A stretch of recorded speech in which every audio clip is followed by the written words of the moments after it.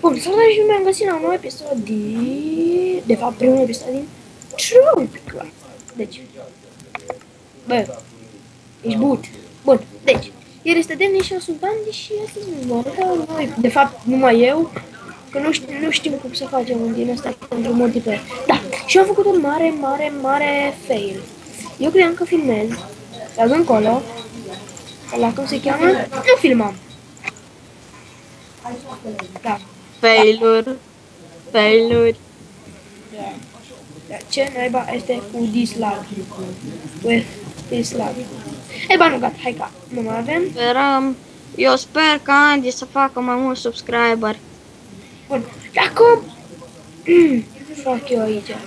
Caterinca. Faci mult pe linka ta. Hai să facem budincă. Pe pactul. Bun.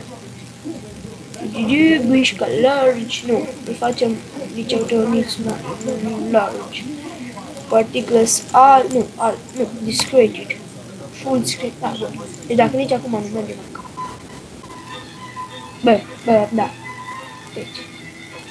Herobrine! Da.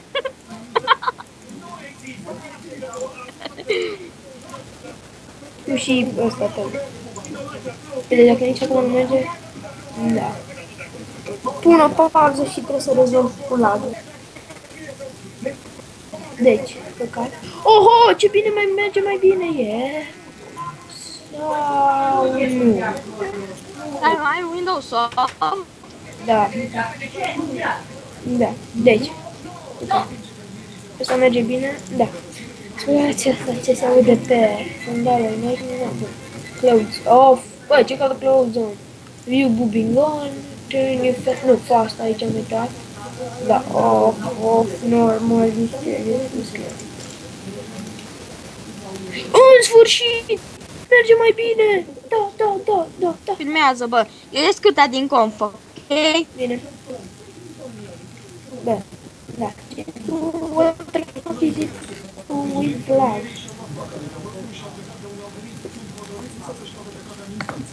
Bun, deci, m-au zis, da? Bun. Alo. Bun. Greșit. 62, 94. Și da. Am zis ce-am făcut. Deci.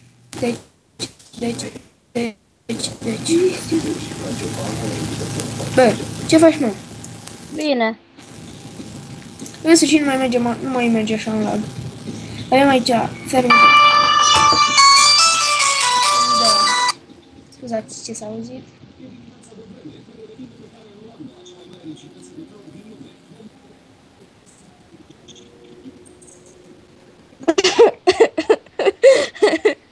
Ce mă am televizorul. Da. Da, eu știu că pleacă, și apoi mai telefon pe el dacă nu era lui, era meu. Da. Iana, îl ia, pur și simplu îl ia. Păi, dar ce? What the fuck is it? Lag? Mă enervez.